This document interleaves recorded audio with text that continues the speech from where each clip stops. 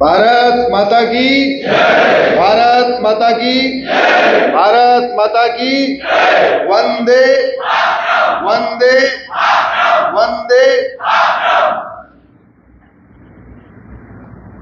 अभी कार्यक्रम शुरू होने से पहले यहाँ वंदे मातरम गाया गया था।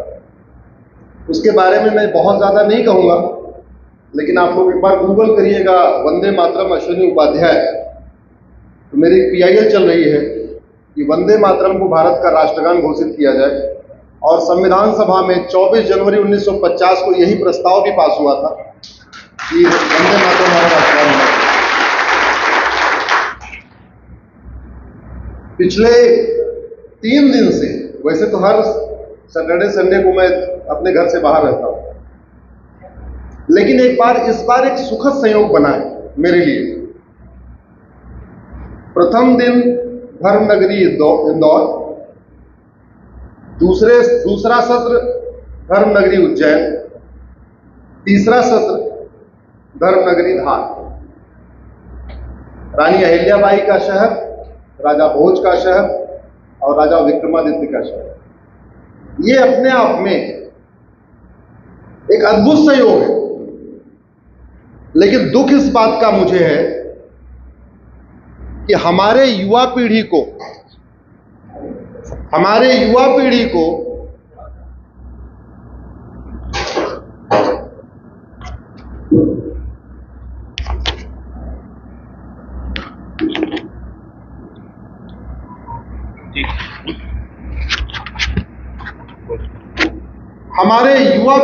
इन 3 महापुरुषों के बारे में ज्यादा पता ही नहीं।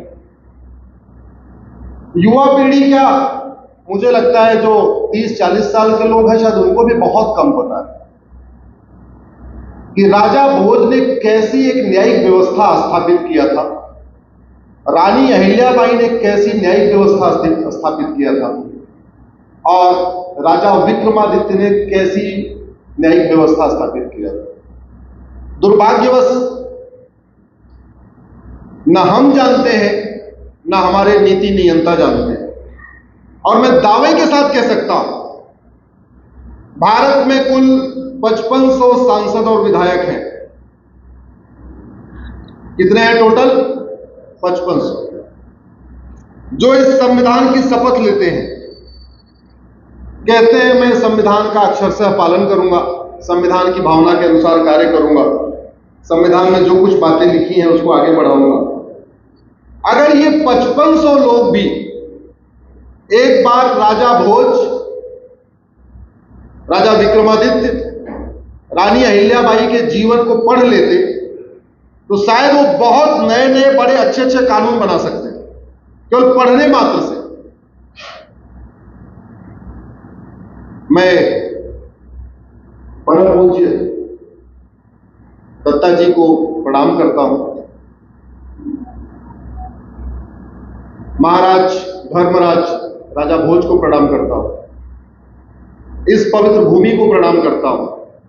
आप सब आए हुए हैं, मैं अपना स्नेह भेंट करता हूं और आपको प्रणाम करता हूं। मंच पर उपस्थित हमारे 2 डॉक्टर मित्र, एक आयुर्वेदा के डॉक्टर हैं, एक एलोपैथी के डॉक्टर हैं, एक भारत के डॉक्टर हैं, एक विदेशी पद्धति के डॉक्टर हैं। दोनों पद्धति के डॉक्टर को प्रणाम करता हूं कि दोनों लोग, आप लोग चिकित्सा अपने स्वधर्म का पालन करते हुए लोगों को निरामयम बना रहे हैं, लोगों को निरोग बना रहे हैं। मैं बीच में बैठा हुआ था, मैं सोच रहा था आज गजब संयोग है, 2 डॉक्टर के बीच में एक इंजीनियर को बैठा दिया। बेसिकली मैं पहले इंजीनियर था, वकील तो मैं बाद में बना। और आपसे 2-3 आग्रह है। अगले 1 घंटे तक हम कोई बौद्धिक नहीं करने जा रहे, हम आपसे संवाद करने जा रहे हैं। हमारी आपकी चर्चा 2 से 3 करोड़ लोगों तक जाएगी। हमारे मित्र आए हुए हैं, उनका यही काम है, वो हमारी बात को 2-3 करोड़ लोगों तक पहुंचाते हैं। छोटे छोटे वीडियो बनाते हैं, उसके क्लिप बनाते हैं, फॉरवर्ड करते हैं। आपसे इतना आग्रह है कि जब मैं कुछ पूछूं, इतना जोर से उत्तर दीजिए कि आपकी बात यहां तक आ जाए। ये 2 माइक लगे हैं, आपकी आवाज यहां तक आनी चाहिए। और अगले 1 घंटे हम निरंतर पूछते ही रहेंगे, हर 5 मिनट के बाद कुछ आपसे पूछेंगे। तो तो जवाब तेजी के साथ दीजिएगा। आशा करता हूं कि आप मनसा वाचा यहीं पे हैं, शरीर से भी यहीं हैं, मन से भी यहीं हैं। जब मुझे पता चला ये कार्यक्रम 8:30 बजे रखा गया, तो मैंने पूछा ये 8:30 बजे क्यों रखा गया। तो ये पता चला कि ये कार्यक्रम 8:30 बजे इसलिए रखा गया है कि जिससे सब लोग अपना उद्योग व्यापार सब दुकान बंद करके आराम से आ सके, कोई टेंशन न रहे। ईमानदारी से बताना, आपके घर में जब बर्थडे होता है तो आप 8:30 के बाद मनाते हैं या उस दिन 6 बजे 7 बजे मनाते हैं? जोर से बोलिए जरा, जोर से बताइए। आपको घूमने जाना होता है तो 8 बजे के बाद घूमने जाते हैं या छुट्टी करके जाते हैं? शादी विवाह में जाते हैं 8:30 के बाद जाते हैं या शाम को 5-6 बजे चले जाते हैं? हर कार्य में छुट्टी कर सकते हैं, घूमने के लिए जा सकते हैं, शादी विवाह में जा सकते हैं, बर्थडे मनाने के लिए छुट्टी कर सकते हैं। लेकिन जब एक राष्ट्र पे चर्चा होनी है तब तभी आएंगे जब सारा खान पान हो जाएगा, दुकान बंद हो जाएगी, संडे का दिन होगा, संडे के दिन भी शाम के 8 बजे की दुकान बंद हो जाएगी, तब आएंगे। मैं क्या कहना चाहता हूं आप समझ गए होंगे, लेकिन हम आपसे नहीं कह रहे। मैंने कहा ना मैं 2-3 करोड़ लोगों से बात कर रहा हूं और अगले 1 घंटे जो कुछ आपसे बात करने वाला हूं, तो आपसे बात नहीं करने वाला हूं। वो भी लक्ष्य मेरा वो 2-3 करोड़ लोग हैं जो हमें सुनते हैं। 2 डॉक्टर बैठे हुए, आप इनके पास अगर जाओ, बुखार है, आप गए इनके पास, इन्होंने पर्चा लिख दिया, 1 हफ्ते की दवा दे दिया और आपका बुखार ठीक नहीं हो गया। अगली बार जाओगे, ये दवा बदलेंगे या वही दवा देंगे? और भाई तो अगर उन्होंने दवा रिपीट कर दिया, आपने 1 हफ्ते फिर खाया, अब बुखार नहीं बदला, बुखार ठीक नहीं हुआ, फिर आप 1 हफ्ते बाद जाओगे, हाँ क्या करोगे? डॉक्टर बदल देंगे, क्योंकि मरना नहीं है, जिंदा रहना है। शरीर की इतनी चिंता है, एक बार में अगर दवा बुखार ठीक नहीं हुआ तो डर रहेगा, लंबा बुखार चला तो टाइफाइड हो जाएगा, इसलिए फट से डॉक्टर बदल देंगे।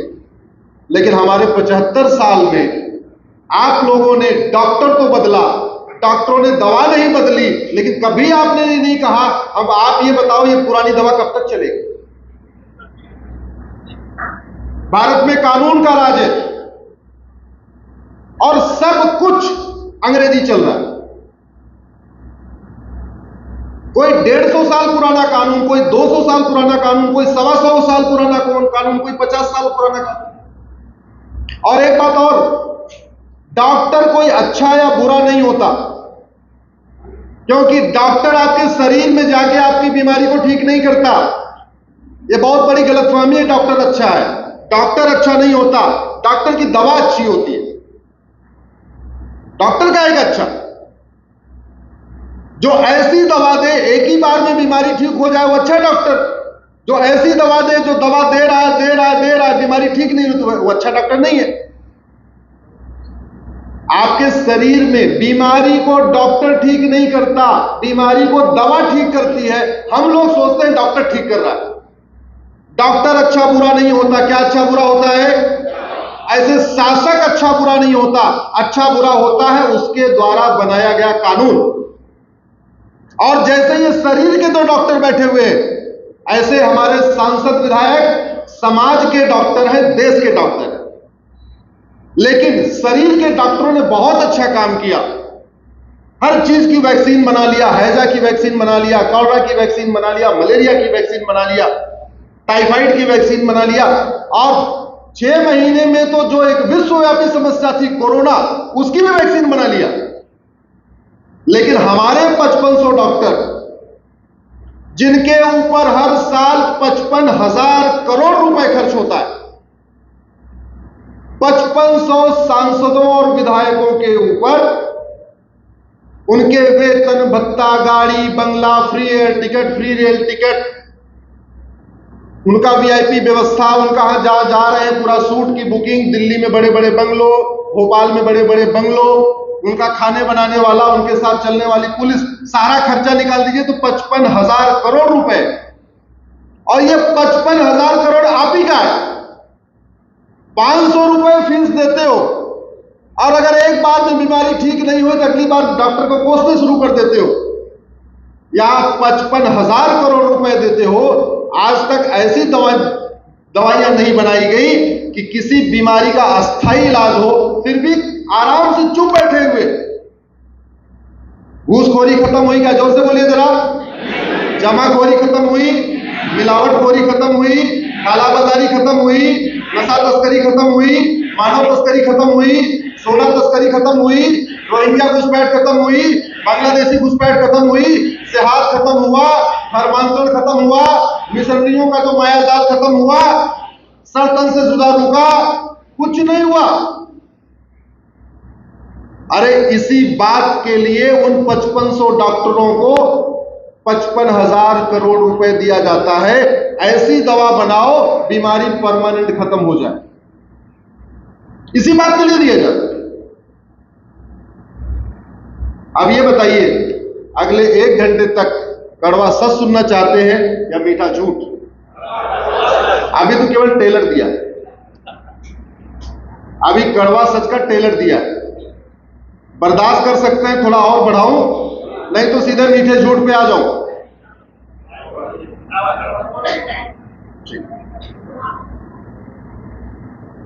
सच्चाई तो यह है कि आज का जो विषय है समान नागरिक संहिता है, लेकिन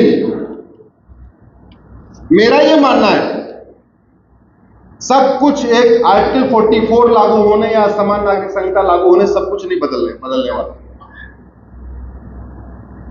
यह केवल उतना ही काम करेगा जैसे आपको बुखार होता है तो पैरासीटामॉल और एंटीबायोटिक के साथ एक बी कॉम्प्लेक्स दे दिया जाता है, उतना ही काम करेगा। ये जस्ट लाइक बी कॉम्प्लेक्स है कि आपका जो दर्द निवारक दवा है, एंटीबायोटिक ठीक से हजम हो जाए, उसका काम करेगा ये विकास, ये केवल और आपका बी कॉम्प्लेक्स। इसलिए बी कॉम्प्लेक्स में बाद में आऊंगा, पहले मैं पेन किलर पे आता हूं। भारत को भारत बनाने के लिए, अभी भारत इंडिया है, इस इंडिया को भारत बनाने के लिए सारे के सारे अंग्रेजी कानूनों को खत्म करना पड़ेगा। 1950 के पहले बने सारे कानूनों को खत्म करना पड़ेगा। क्यों? क्योंकि जो काम मुगलों ने तलवार के दम पे किया था, वो काम अंग्रेजों ने कानून बना के किया था। मुगलों की तलवार, अंग्रेजों का कानून एक समान है। मुगलों की तलवार से मुक्ति मिल गई, लेकिन अंग्रेजों के कानून से मुक्ति नहीं मिली। इसलिए जब तक 1950 से पहले बने सभी कानून खत्म नहीं होंगे, तब तक ये इंडिया भारत नहीं बन सकता। इंडिया को भारत बनाना नामुमकिन है। 1500 के आसपास कानून माननीय प्रधानमंत्री जी ने खत्म किए हैं, लेकिन अभी और भी कई सारे कानून हैं। आज मैं राजा भोज की धरती धर्मनगरी धार से सरकार से निवेदन करता हूं, 10 कानून तत्काल खत्म करिए। सबसे पहले मैकाले द्वारा 1860 में बनाया गया इंडियन पिनल कोड खत्म करिए। 1861 में बनाया गया पुलिस एक्ट खत्म करिए। 1863 में जो उन्होंने मठ मंदिरों को कंट्रोल में लेने के लिए कानून बनाया था इंडाउमेंट एक्ट, उसको खत्म करिए। 1894 का लैंड एक्विजिशन एक्ट के अंतर्गत जो जमीनें चर्च और मिशनरीज को दी गई थी 99 साल के लीज पे, उनका लीज पूरा हो चुका है। जिन मिशनरीज का लीज पूरा हो चुका है, चर्च का लीज पूरा हो चुका है, उनकी जमीनें वापस लीजिए। और 1937 का शरीयत एक्ट जो अंग्रेजों ने डिवाइड एंड रूल के अंतर्गत बनाया था, इसको खत्म करिए। तो सरकार तत्काल 5 अंग्रेजी कानून खत्म करे। ये मैं आज राजा भोज की धरती से मांग करता हूं। 5 जितने खतरनाक मुगलों की तलवार, उतना ही खतरनाक अंग्रेजों के कानून, उतना ही खतरनाक कुछ कांग्रेसी कानून भी है, जो डिवाइड एंड रूल के लिए बनाए गए थे, पार्लियामेंट में बनाए गए थे, एक तरीके से वो संसदीय महापाप किया गया था। उसमें एक है 1991 में बनाया गया पूजा स्थल कानून, जो कहता है अयोध्या के अलावा और किसी भी मठ मंदिर का विषय कोर्ट में चलेगा ही नहीं है। दूसरा है 1992 का माइनॉरिटी कमीशन एक्ट, जिसने समाज को हिंदू मुस्लिम में बांट दिया, जैन बौद्ध सिख हिंदू को आपस में बांट दिया। ये 1992 का माइनॉरिटी कमीशन एक्ट। 1995 का वक्फ एक्ट, महा घटिया कानून।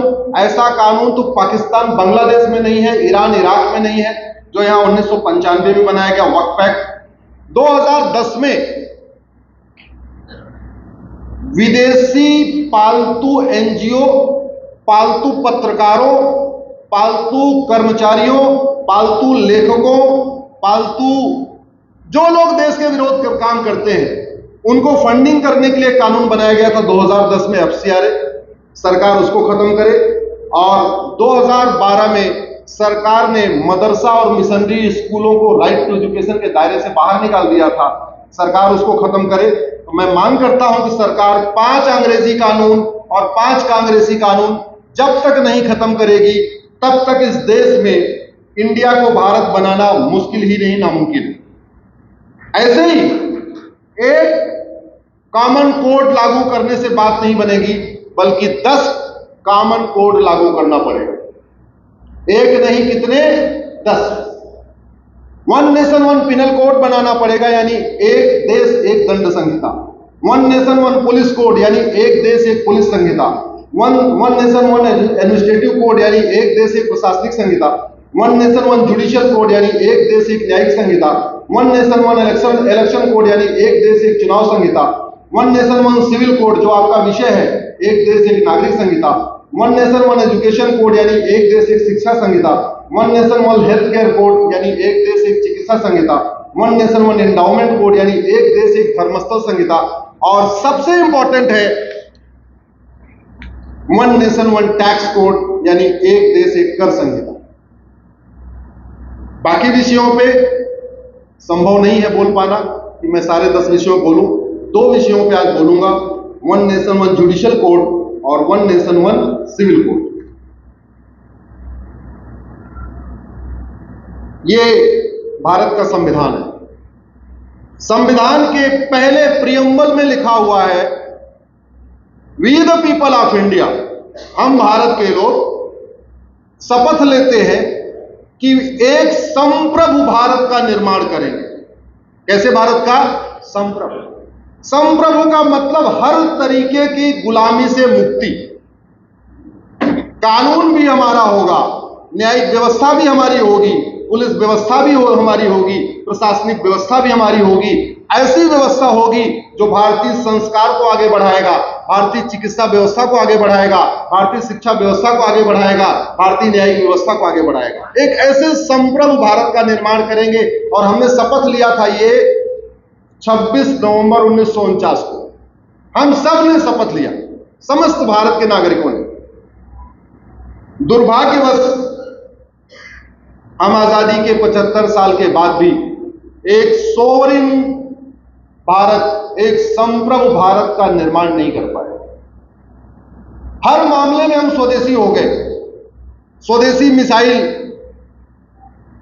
स्वदेशी हॉस्पिटल, स्वदेशी स्कूल, हर मामले में स्वदेशी हो गए। लेकिन पुलिस व्यवस्था विदेशी, प्रशासनिक व्यवस्था विदेशी, शिक्षा व्यवस्था विदेशी, न्यायिक व्यवस्था विदेशी, आज भी। और आज इसीलिए मैं पहली बार सार्वजनिक कार्यक्रम में ब्लैक कलर का शर्ट पहन के आया हूं। मैं कभी नहीं पहनता ब्लैक शर्ट। राजा भोज की धरती से न्यायिक व्यवस्था के खिलाफ मैं अपना विद्रोह व्यक्त करने के लिए आज काला शर्ट पहन के आया हूं। और देश के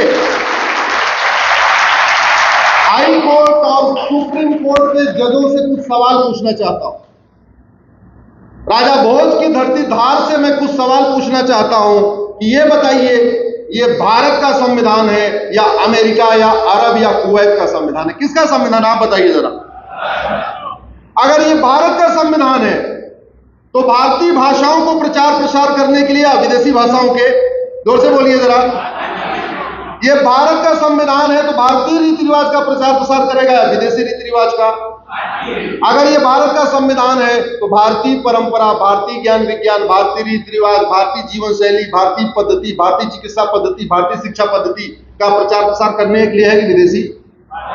तो स्वाभाविक सी बात है, ये भारतीय न्यायिक व्यवस्था के प्रचार प्रसार के लिए बना है, न कि विदेशी। लेकिन दुर्भाग्यवश आजादी के 75 साल के बाद भी हम काला कोट पहनते हैं, काला गाउन लगाते हैं। जो अंग्रेजों ने किया था, जैसे उनको जून के टाइम में गर्मियों में छुट्टी लगती थी तो विदेश भाग जाते थे, आज भी हमारे यहां मई जून में सुप्रीम कोर्ट हाई कोर्ट बंद। जैसे उनको दिसंबर में क्रिसमस मनाने विदेश भाग जाते थे, आज भी हमारे यहां हाई कोर्ट सुप्रीम कोर्ट दिसंबर में 2 हफ्ते बंद। सब कुछ विदेशी। वकील और जज का कपड़ा विदेशी, वकील और जज की भाषा विदेशी, वकील और जज विदेशी कानून पढ़ रहे हैं। जब सब कुछ विदेशी है तो लोगों को न्याय तो स्वदेशी कैसे मिले? और यही कारण है कि भारत में 5 करोड़ मुकदमे पेंडिंग है इस समय। कितने मुकदमे? 5 करोड़। एक परिवार में एवरेज 6 आदमी होते हैं कि नहीं? माता पिता, पति पत्नी और 2 बच्चे, एवरेज 6 आदमी रखिए। यानी 5 करोड़ मुकदमों से 30 करोड़ भारतीय टेंशन में है। 30 करोड़ भारतीय न्याय के लिए बैठे हुए हैं कि कब उनको न्याय मिल जाए, लेकिन उनको न्याय नहीं मिल रहा है, उनको तारीख पे तारीख मिल रही है। दुर्भाग्यवश न इस बात पे संसद में चर्चा होती है, न इस बात पे सुप्रीम कोर्ट में चर्चा हो। न्यायिक सुधार हो, जुडिशियल रिफॉर्म हो, लोगों को साल भर के अंदर न्याय मिले, लोगों की जो जांच वांच है इस महीने भर के अंदर पूरी हो, न किसी पॉलिटिकल पार्टी के मैनिफेस्टो में है। लेकिन पॉलिटिकल पार्टी के मैनिफेस्टो में लॉ समझ में आता है, हाई कोर्ट सुप्रीम कोर्ट के जजों के मैनिफेस्टो में भी नहीं है। हमारा सुप्रीम कोर्ट जो इतना पावरफुल है, चाहे तो राज्य सरकारों का कानून खत्म कर दे, चाहे तो केंद्र सरकार का बनाया हुआ कानून खत्म कर दे, पार्लियामेंट का बनाया हुआ कानून खत्म कर दे, संविधान का संशोधन खत्म कर दे। उस सुप्रीम कोर्ट ने आज तक कभी सुओ मोटो लेके ये नहीं सोचा कि भारत के लोगों को 1 साल के अंदर न्याय कैसे दिया जाए। आज तक ये नहीं सोचा कि सबूत के अभाव में इतने लोग बरी हो रहे। अभी कुछ दिन पहले गीतिका शर्मा का हत्यारा वो कांडा भी बरी हो गया, गोपाल कांडा। अरे गीतिका शर्मा ने सुसाइड किया, ये तो सच है। आखिर किसकी वजह से सुसाइड किया? अरे कम से कम सबूत के अभाव में बरी करने से पहले एक बार आरोपी का narco polygraph brain mapping test तो करवा लेते। पूरी दुनिया में narco polygraph brain mapping test हो रहा है, भारत में क्यों नहीं हो रहा है? चलो संसद ने कानून नहीं बनाया तो नहीं बनाया, कोई बात नहीं। अपनी जुडिशियल पावर का यूज करके आर्टिकल 142 का संविधान में जो पावर है उसको यूज करके डायरेक्शन दे सकते हैं। भाई ऐसा है, सबूत के अभाव में बरी करने के पहले एक बार narco polygraph brain mapping test करवा लो। नार्को पॉलीग्राफ ब्रेन मैपिंग करा लीजिए, फर्जी मुकदमे बंद हो जाएंगे, लेकिन गुनाहगार छूटेंगे भी नहीं। नार्को पॉलीग्राफ ब्रेन मैपिंग कर लीजिए, दोषी को जेल होगी, निर्दोष को बेल मिलेगी।